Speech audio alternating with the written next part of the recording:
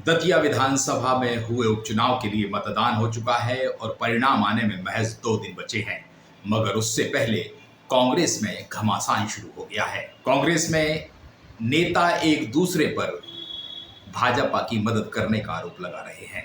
कहा यह जा रहा है कि बीजेपी ने कांग्रेस नेता को पैसे दिए।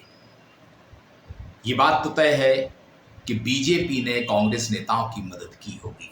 ये चर्चा भी है क्योंकि चुनाव में सब कुछ जायज होता है, इसीलिए एक दल दूसरे दल को तोड़ने की कोशिश करता है, दल बदल कर आता है और आर्थिक मदद भी करता है। शुरुआत की है कांग्रेस के उम्मीदवार घनश्याम सिंह ने।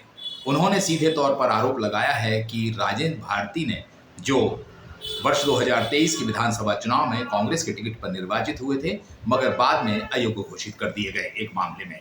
घनश्याम सिंह के आरोप सीधे तौर पर है और उन्होंने इसकी शिकायत राष्ट्रीय अध्यक्ष से लेकर प्रदेश अध्यक्ष तक की है, साथ ही उनके निष्कासन की मांग की है।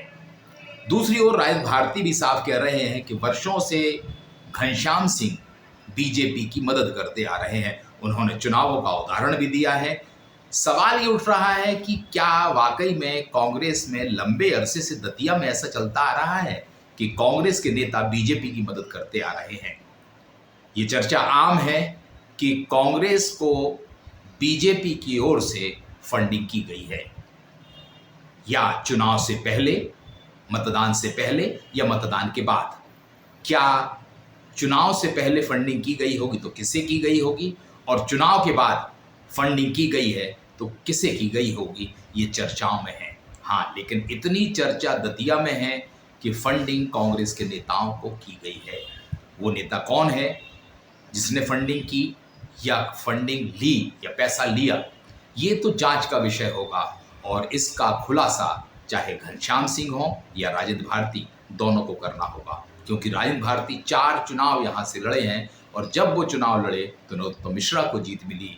घनश्याम सिंह भी लड़े तो वो पराजित हुए, तब भी राजेंद्र भारती लगातार आरोप लगाते रहे कि घनश्याम सिंह नरोत्तम मिश्रा के लिए काम करते रहे हैं। इस बार भी चुनाव से पहले तो राजेंद्र भारती पर आरोप नहीं लगा, चुनाव के बाद सीधे तौर पर एक पत्र लिखा गया।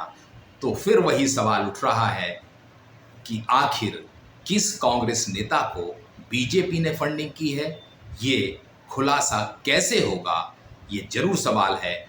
वर्तमान में आरोप तो कांग्रेस को खुलकर बीजेपी पे लगाना चाहिए, चुनाव की व्यवस्था या तमाम बातों पर, लेकिन आरोप कांग्रेस नेता कांग्रेस पर ही लगा रहे हैं। यानी बात साफ है, चुनाव से पहले या चुनाव के बाद फंडिंग हुई है कांग्रेस को।